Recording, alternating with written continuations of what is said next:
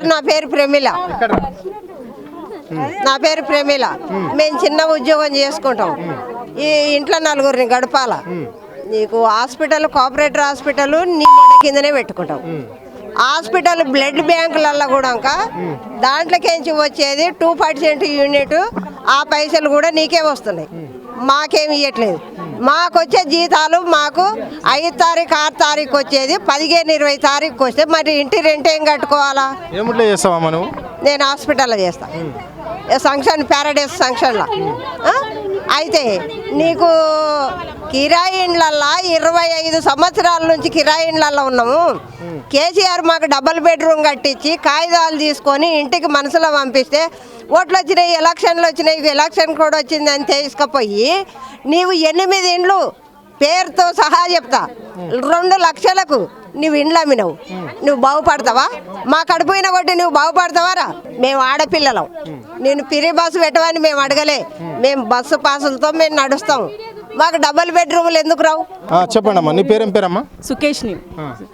అది మాకు కాంగ్రెస్ అంటే ద్వేషం కాదన్న, కానీ ఆయన ఎవరు నిజాలు చెప్పమన్నారు. 6 పథకాలు ఇస్తాము ఆడోళ్ళకని, కనీసము మాకు ఒక మోర్లు లేవు, కనీసం పిల్లలకు స్కాలర్షిప్లు లేవు, ఎటువంటి సదుపాయం లేదు మాకు.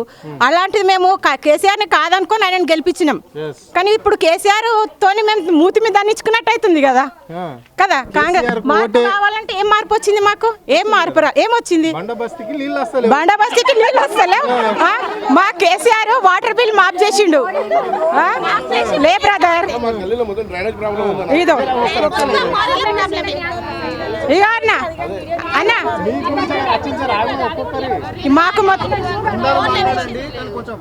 మాకు మొత్తం మురికి నీళ్ళు ఇండ్లకే వస్తున్నాయి, మొత్తం లీక్ అవుతుంది. డబ్బులు ఇచ్చి చేయించుకుంటున్నాం మేము. మళ్ళీ మా కేసీఆర్ వాటర్ బిల్ మాఫ్ చేసిండు. కేసీఆర్ మాకు వాటర్ బిల్ మాఫ్ చేసిండు. మేము తిన్నదరగాక కాంగ్రెస్ ఇంకేదో ఉద్ధరిస్తుందని మేము కాంగ్రెస్కి వేసినాము.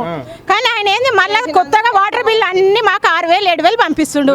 మేము కూలి పని చేసుకొని బతికేటోళ్ళం. మేము 6,000, 7,000 వస్తే ఎడికలు కట్టాలా బ్రదర్? చెప్పండి. మాకు కూడా ఏదో మార్పు చేశాడు రేవంత్ అన్న అని రేవంత్ అన్నని గెలిపించినాం. రేవంత్ అన్న మాకు అభయాస్తం నెత్తి మీద పెట్టిండు. 6 గ్యారంటీలు ఇవ్వటమ్మా, మళ్ళీ ఇట్లా మాట్లాడితే అట్లా. ఇగో ఈ రాష్ట్రంలో ప్రతి ఒక్కరికి తెలంగాణ వ్యాప్తంగా 6 గ్యారంటీలు ఇస్తామన్నారమ్మా. మీ బండబస్తీ వాళ్ళకి ఎంతమందికి ఏమేమి వచ్చినాయి అంటే బస్సు ఫ్రీ వచ్చింది ఒకటి, అంటే ప్రభుత్వం ఇస్తుంది ఇది, అంటే గృహలక్ష్మి, కరెంటు బిల్లు మాపి, ఇంకోటి వచ్చేసి గ్యాస్ సబ్సిడీ, మళ్ళా అత్తకు 4,000, కోడలకు 2,000, 2,500, మళ్ళీ మన్మరాలు స్కూటీ. ఇవన్నీ పథకాలు ప్రభుత్వం ప్రతిష్టాత్మకంగా తీసుకున్నది. మహిళా శక్తి కింద మీకు అంటే అభివృద్ధి చేసి ధనవంతులను చేస్తా, లక్షల అధికారులను చేస్తా మహిళలని, మహిళలకు పెద్దపీట చేసిన ఈ ప్రభుత్వం. మరి ఏమేమి మీకు వచ్చినాయి చెప్పండి. ఏం రాలేవు మాకు, ఏం రాలేదు. కరెంట్ ఫ్రీ, బస్ ఫ్రీ, అంతే. బస్ ఒకటే. ఇల్లు ఇస్తా అన్నాడు, ఏమి ఇస్తానని ఏది ఇవ్వలేడు మాకు. మేము జాబ్లకే పోతలేము. ఆయన ఇస్తుండే అదే తినుకుంటూ కూర్చుంటున్నాం. ఇక 6,000 అత్తకు 6,000, కోడలకు 2,000, ఇక అవే పెట్టుకొని తింటున్నాం మేము. ఇక పనులకే పోతలేము. ₹1 కూడా లేదు. ఆయన బట్టవాసి మాటలే ఉన్నాయి. ఒకటన్నా నిజం మాట ఉందా? ఇక బస్ ఒకటి ఫిరి పెట్టిండు. ఎందుకు ఆడవాళ్ళను మగవాళ్ళు కొట్టుకోనికని. ఇప్పుడు ఆడవాళ్ళు మగవాళ్ళు ఏమంటారు అంటే మీకు బస్సు ఫిరి ఉంది కానీ పోర్రి తిరుగు పోన్రా అంటారు. వీడు పెట్టిండు ఎందుకు? ఇంట్లో కొట్లాట పెట్టడానికని. సీట్లు లేవు, మళ్ళీ బస్సులే ఆపుతలేడు. మళ్ళీ కొట్లాడుకోనికే మొగడు పెన్లాం కొట్టుకోనికే ఫిరి పెట్టిండు. పెడితే అందరికి పెట్టానుండే.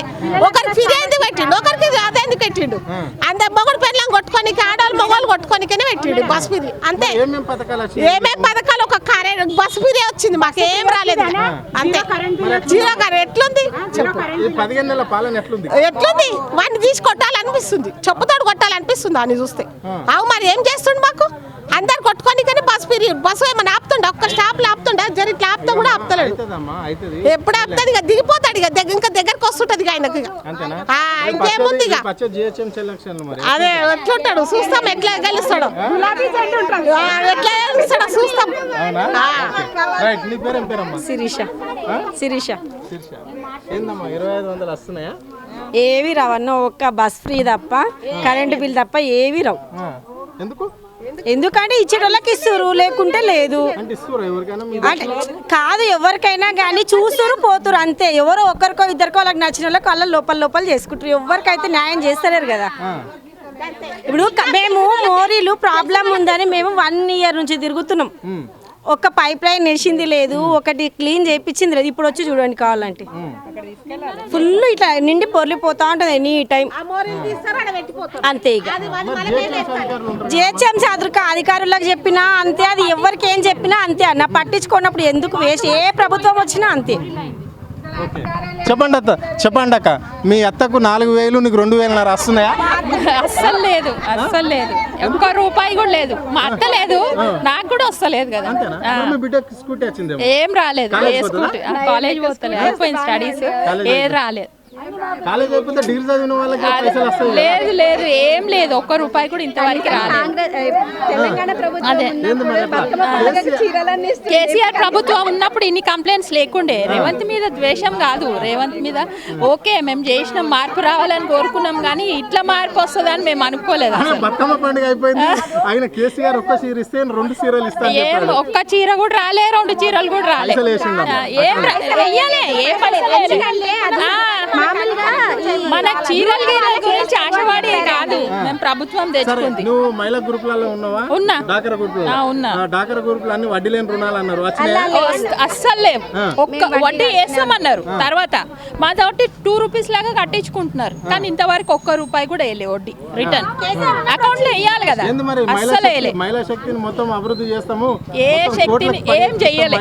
రాష్ట్రంలో అంటున్నారు. లేదు, బస్ మీటింగ్ పోయినావు కదా? పోయినా మీటింగ్. అదే ఏం జరిగింది? ఏం జరిగిందంటే ఆ మీటింగ్ పోయినాము, ఆ బస్సు ఎక్కడో దింపేసి 1-2-3 కిలోమీటర్లు నడిపించిండ్రు ఆ స్టేజ్ వరకు. ముందు కూడా పెట్టినప్పుడు, ఇప్పుడు మొన్న కూడా మరి ముఖ్యమంత్రి ఏం హామీ ఇచ్చిండేమో, లైవే లేదు అసలు.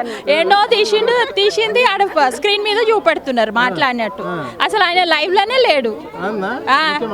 అవును, లేదు, అస్సలు రాలేదు. ఏమో ఎప్పుడు వచ్చిండో లైవ్ లో, మేమైతే చూసింది స్క్రీన్ మీదనే. మాకైతే ప్రతిసారి జిహెచ్ఎంసీలకు ఫోన్ చేస్తున్నాము, కార్పొరేటర్కి ఫోన్ చేస్తున్నాము, అందరు చేస్తే ఆమెకు ఫోన్ చేసి ఇప్పుడు వస్తా అప్పుడు వస్తా అంటది. ఒక్కసారి మా గల్లీకి రండి, మీరు చూస్తే గట్టుకు మీకు అర్థమవుతుంది. మెయిన్ అడుగు తీసి అడిగేయలేం. పిల్లలు పోవాలంటే కూడా పొద్దున లేసి ఏందమ్మా మేము వెళ్ళాలా వద్దా, వామిటింగ్స్ అవుతున్నాయి పిల్లలకి. ఒక్కసారి మీరు ఏమనుకోకపోతే కొంచెం గల్లీకి రండి, వస్తే మటుకు మీకు అర్థమవుతుంది. ఇక అంతకంటే 1 year అయింది. అన్న వస్తాడు అన్న కాదు, అయ్య పోయిండు, అన్న వచ్చిండు, అన్న ఏం చేస్తలేడు. అన్న వయసాడు అనుకుంటే వయసాడు మొత్తం బండ పెట్టేసిండు. అదే ఇస్తున్నాడు, అవి ఏమంటారు అస్తం ఇస్తున్నాడు, ఆగుండ్రి అంటుండు. ఇస్తానే మాట తప్ప చేష్టలు లేవు అన్న దగ్గర. ఇక మా పిల్లల పెళ్లిలకు పెడతాడేమో అన్నలాగా, మేనకోడన్లు అని చెప్పి బంగారం అప్పటికి పెడతాడేమో, కానీ ఇప్పుడైతే ఏం లేదు. చిన్న లేదు, పెద్దన లేదు. అదే కానీ చూడండి, కాకపోతే మాకు వాటర్ ఒకటి, ఈ మోరీలు, ఈ రోడ్డు చేయండి, ఆయన ఏం అడగం. మా పనులు ఏదో మేము